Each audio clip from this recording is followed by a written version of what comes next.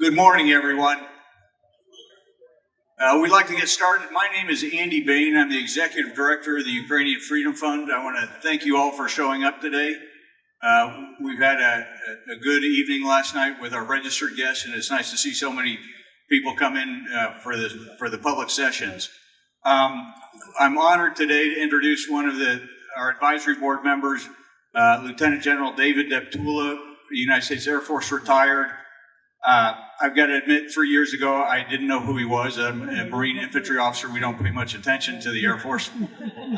But I talked to two Marine generals, General John Allen, the 4-star, who'd been commander in Afghanistan, and General John Kelly, who was Southcom commander and then Secretary of Department,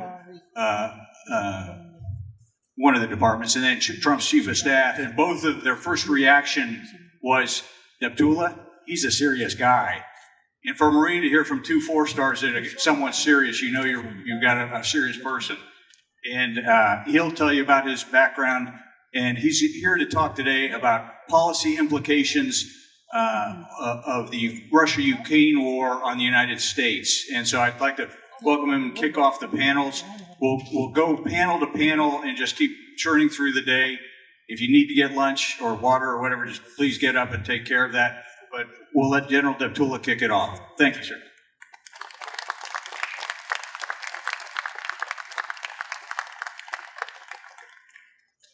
Well, good morning, and thanks for the kind introduction, Andy. And yeah, I guess I could be a serious guy, but I like to have fun too.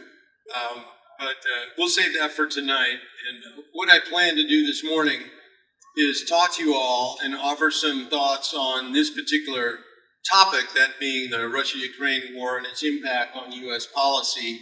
And then I promise you I'll save some time, 30-minute session. I'm looking at aiming like 15, 18 minutes for remarks.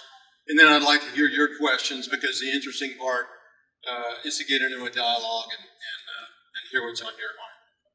So now when Americans think about the war in Ukraine, we usually think first, and rightly so, about destruction, courage, and human suffering. We think about a sovereign nation fighting for its survival. We think about a people refusing to surrender their freedom. And that's where our attention should be. But it's not where our analysis should end. Because today I want to ask a different question. And that's, how is the Russia-Ukraine war influencing U.S. policy and U.S. military operations beyond Ukraine itself, including in Iran and elsewhere? And my argument is pretty straightforward. And it's that Ukraine's war is not just a regional conflict in Europe. It's become a live stress test for the United States.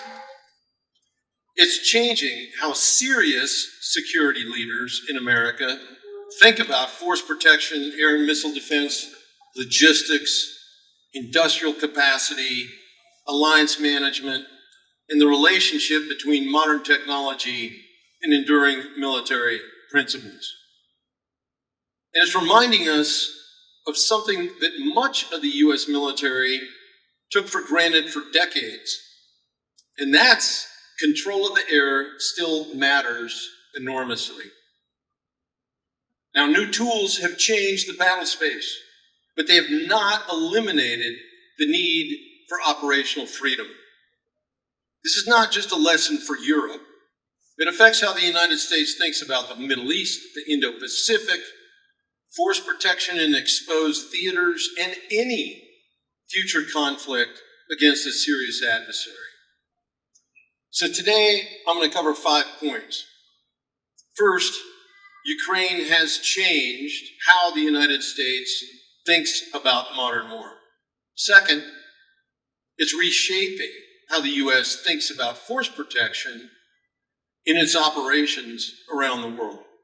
Third, it's influencing U.S. thinking about air defense, air superiority, and the economics of modern conflict. Fourth, it's changing how Washington thinks about readiness, industrial capacity, and alliance operations. And fifth, It's forcing several broader policy lessons that the United States ignores at her peril. So let me begin with the first, which is how Ukraine has changed how the United States thinks about modern war.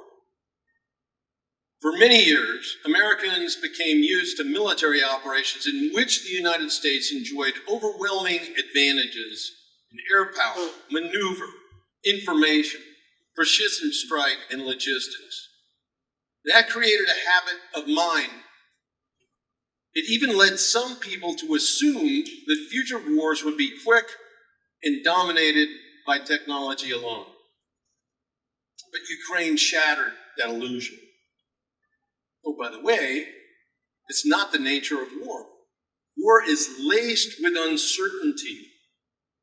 Matter of fact, the one thing that the U.S. military has gotten right 100% of the time is that we've never correctly predicted the next conflict that we'll get involved in.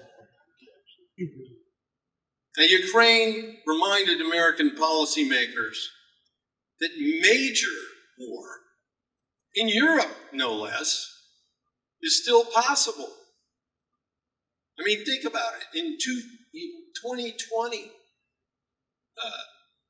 and going back since the collapse of the Berlin Wall, I think that folks never really considered the kind of war that's actually occurring today in Europe would break out. Attrition is real. And endurance matters. Ammunition matters. Replacement rates matter. Maintenance matters. Training pipelines matter. Stockpiles matter. Industrial production matters. And the ability to absorb losses and stay in the fight matters. Now, none of that's glamorous, but it's all decisive.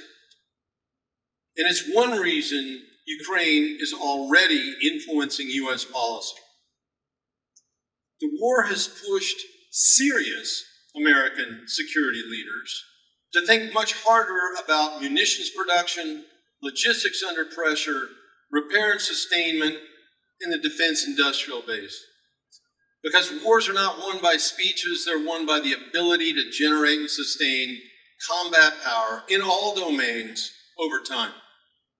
That's a lesson from Ukraine. And it's a lesson with global consequences. It means the United States must think differently about readiness. Not just readiness as a slogan, but readiness as a system of production, training, logistics, repair, stockpiles, and resilience. And I hesitate to go off script. And my wife always tells me, don't tell stories because they'll go on forever. But just that statement reminds me that on any given day, and many of you might not know this, and being a guy that kind of specializes in air and space power, I happen to know it. On any given day, there's 700 aircraft in the United States Air Force inventory that are grounded because of lack of spare parts. Part of that is attributable to the fact that the Air Force is the oldest, the smallest, and the least ready it's ever been in history. But it gets to the point of buying spares, of doing the kinds of things that we moved away from over the last 30 years since the collapse of the Berlin Wall, because we thought peace, love, and happiness was going to break out around the world. If a country cannot sustain combat power, then eventually it cannot sustain strategy. So that's the first lesson. Second, Ukraine is reshaping how the United States thinks about force protection and military operations around the world. Ukraine has shown that the modern battle space is far more transparent and far more lethal than many expected.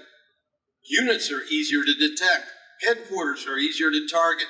Movements are easier to track. Communications are easier to disrupt. Rear areas are less safe. And low-cost aerial threats can appear in large numbers. That matters for U.S. military operations far beyond Europe. It matters in the Middle East. We're kind of learning some of those lessons real time over the last 6 weeks. It matters in the Indo-Pacific. It matters for U.S. bases, outposts, logistics hubs, and ships anywhere on the earth. One of the most important lessons the United States has had to relearn is that force protection can no longer be treated as a secondary matter. If a relatively inexpensive aerial threat can bypass weak or non-existent defenses and hit a U.S. installation, then the problem's not merely tactical, it can actually become and have a strategic impact. Ukraine has made clear that cruise missiles, quadcopters with hand grenades, one-way attack drones, whatever you want to call them, and other low-cost precision threats can impose serious pressure on military forces and civilian infrastructure alike. And the effect is not limited to the front lines. It extends to command networks, to supply systems, to airfields, shipyards, troop concentrations, to power systems, and yes, to political decision-making. That's why this war matters for U.S. operations well beyond Ukraine. Adversaries today can threaten bases, saturate defenses, pressure partners, and raise the cost of U.S. operations through mass missile attack and low-cost air attack. That means Ukraine's war is influencing U.S. military thinking in a very practical way. America must be better prepared to defend people, bases, infrastructure, and operations against persistent aerial attack.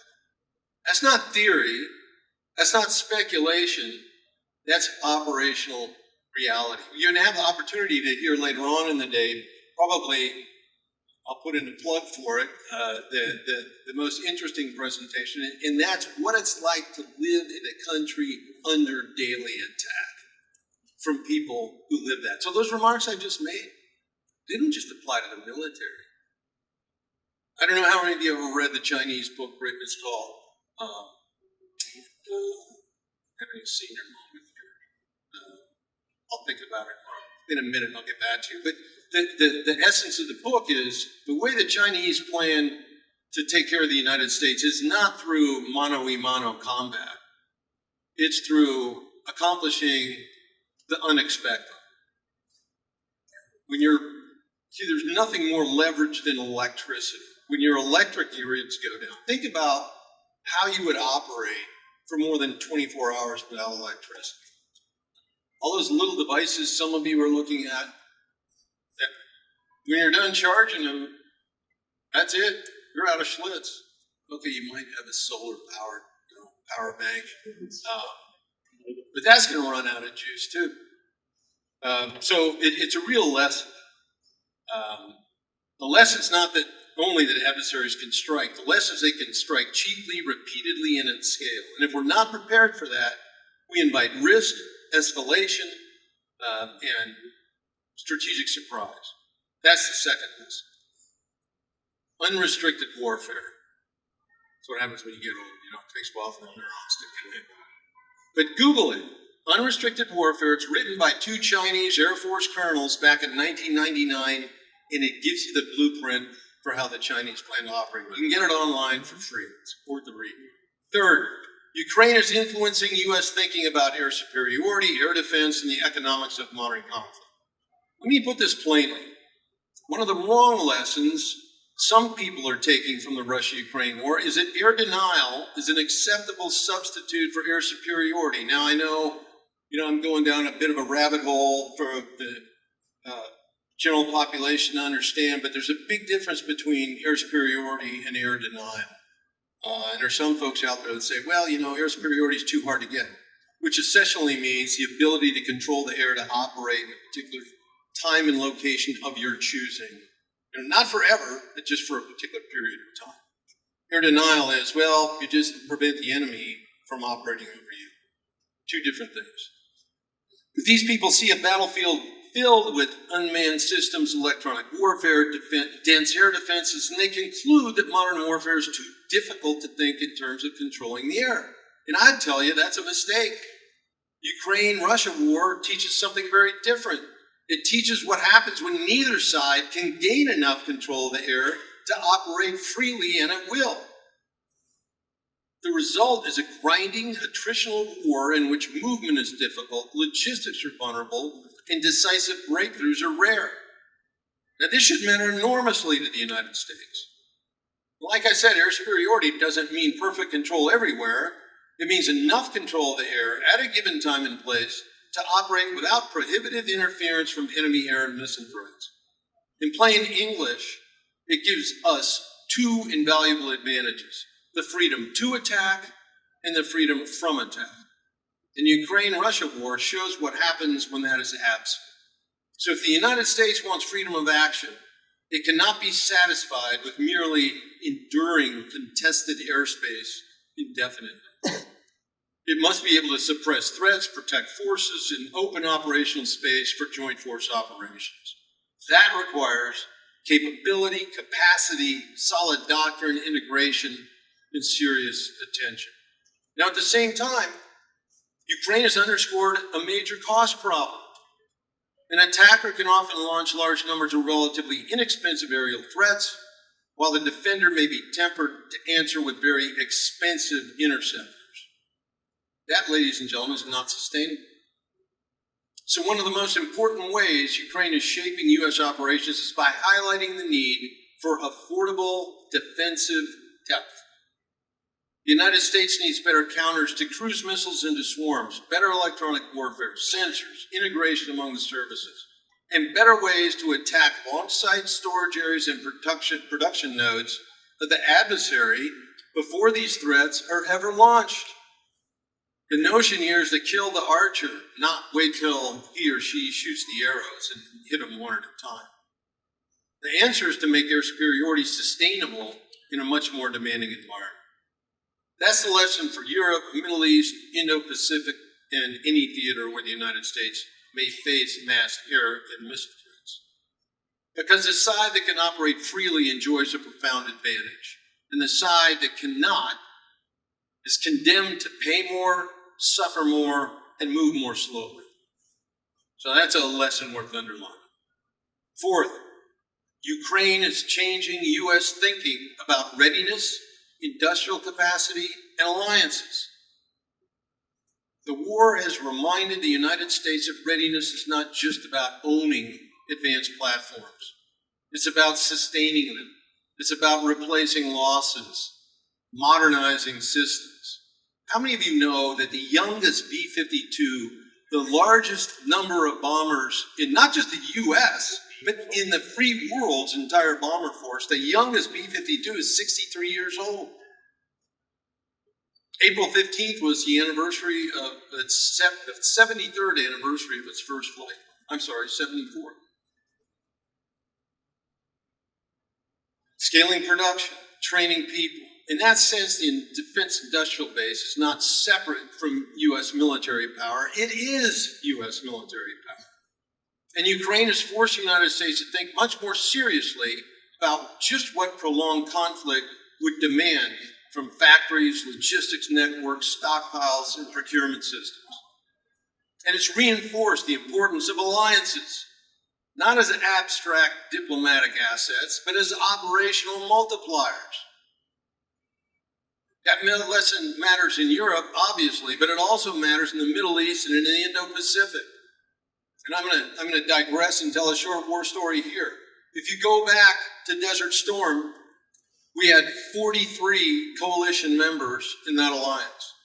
But I'm here to tell you, in 1991, in all candor and honesty, we didn't need them. I mean, we wanted them, they did, they contributed, it was wonderful stuff.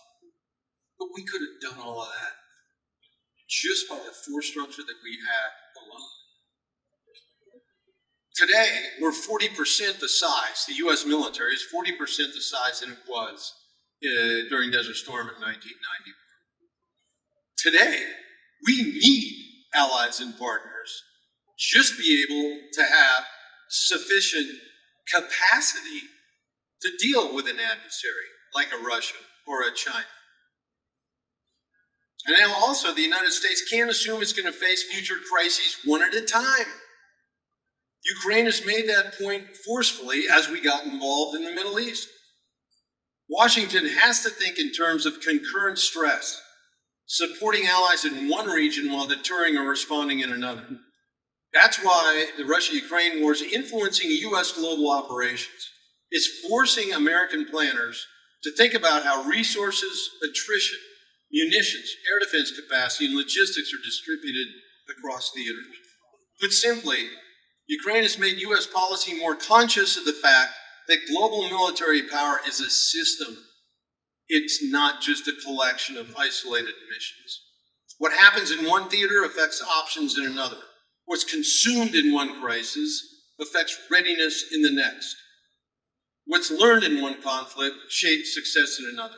That's especially important when thinking about U.S. security strategy, because American operations in one location cannot be planned in isolation from Europe, Middle East, Asia, Western Hemisphere, or Homeland Defense. And that's why this war has become far more than a regional issue. It's now a test of whether the United States can think globally, act coherently, and adapt quickly enough for a world of simultaneous pressure.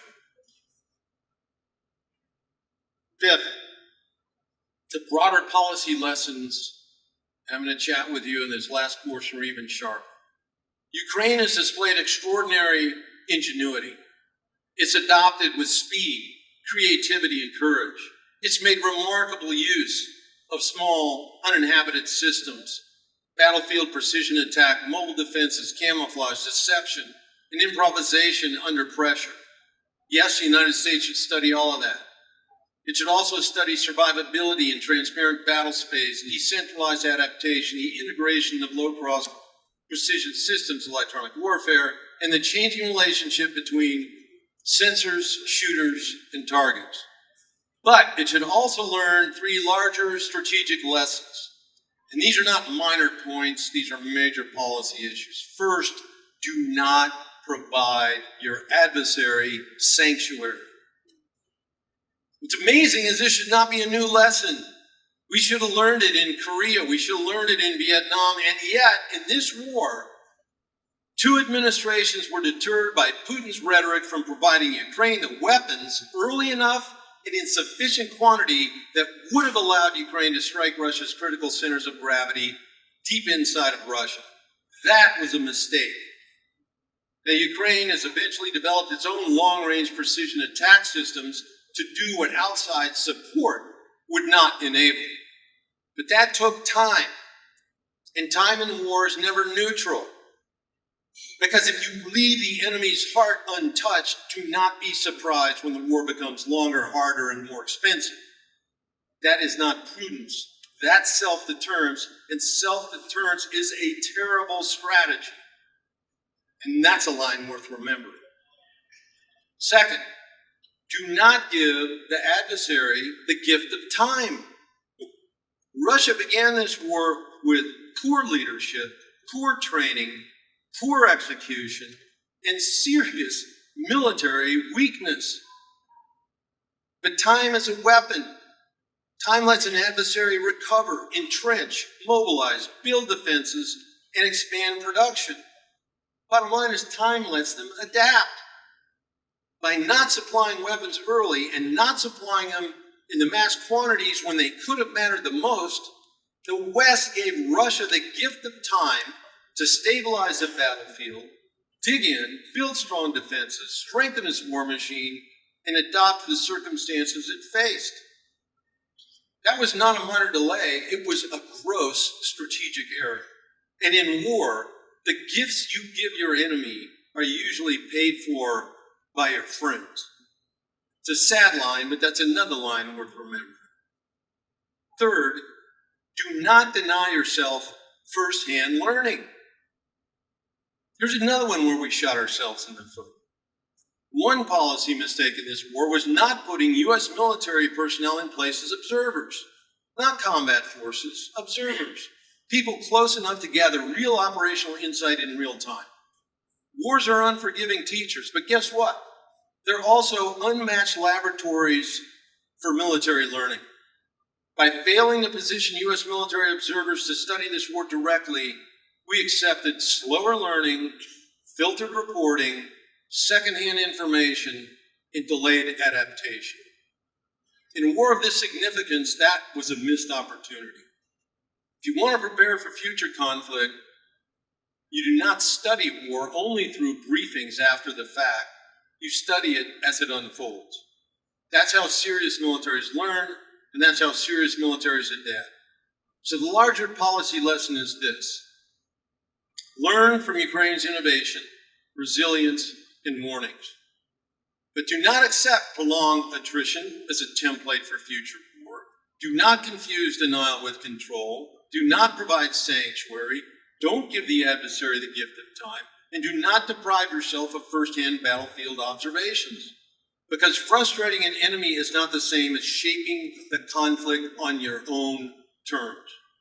And surviving is not the same as winning. That's the core point. So let me close with this. Ukraine's war is influencing U.S. policy in many ways.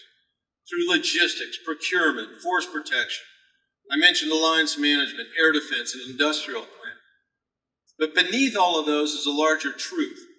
Ukraine has reminded the United States what war looks like when the skies are contested, the rear is vulnerable, cheap mass is dangerous, and operational freedom cannot be assumed. That matters anywhere the United States may have to operate under pressure. So the right takeaway is not panic. It's not nostalgia either. It's seriousness. We need to get serious about readiness, force protection, capacity, air and missile defense, industrial production, about striking the adversary's critical centers of gravity.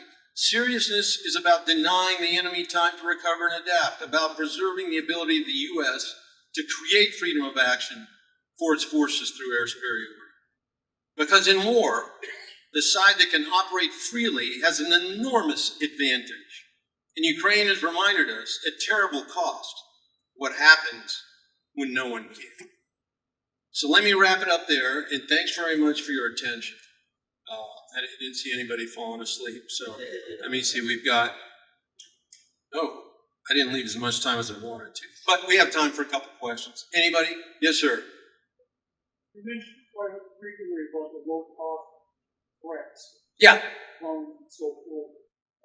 I'd like to get reassured that AI defense and industrial capacity are thinking about this. There's two parts of A, shooting down $1,000 drones to $1 million distance, as you said. It's not really if somebody is working on a cheap way in destroying cheap weapons and living on those weapons that technologically so advanced for common soldiers.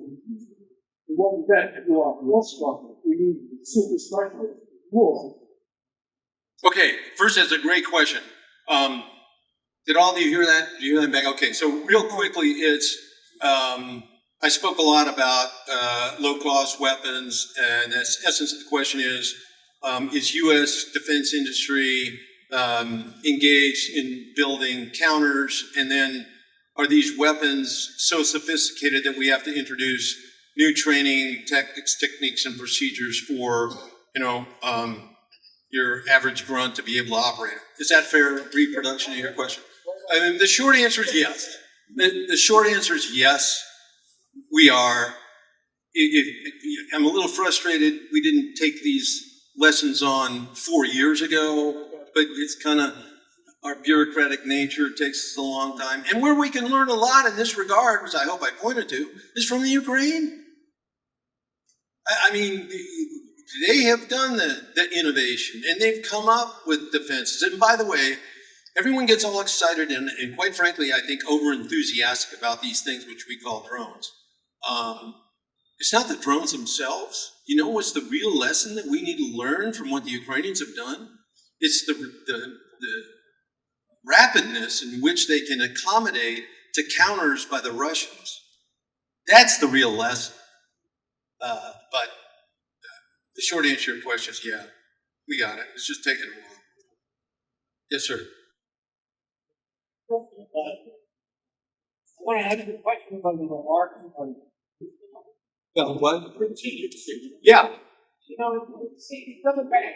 Always they want things to go. Right. When you call forever war, how do you deal with that? Certainly, we need, so many of our standard issues and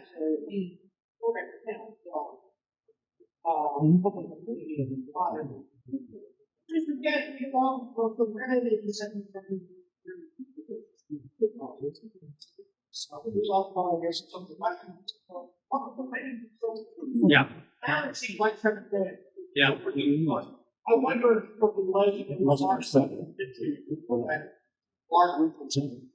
Yeah, okay, again, for the audience, the questions, perspectives with respect to operational contingencies and the impact of the short attention span of the American public and tolerance. Is that a fair? Yeah, well, you strike a very important point, and that's the management of perceptions, number one, which our adversaries do very well, which we don't do at all, okay? There's 4 pillars of U.S. national security, right? Diplomacy, information, military, and economic. Guess what? We have cabinet-level agencies for 3 of those 4. Which ones do we not have? Not only do we not have a cabinet-level agency, we don't put any organizational perspective behind it. Information. Yet, again, that little device all of us carry around with, you get manipulated by the adversary. Your perceptions are affected every single day. So it is a huge factor. How do we deal with it?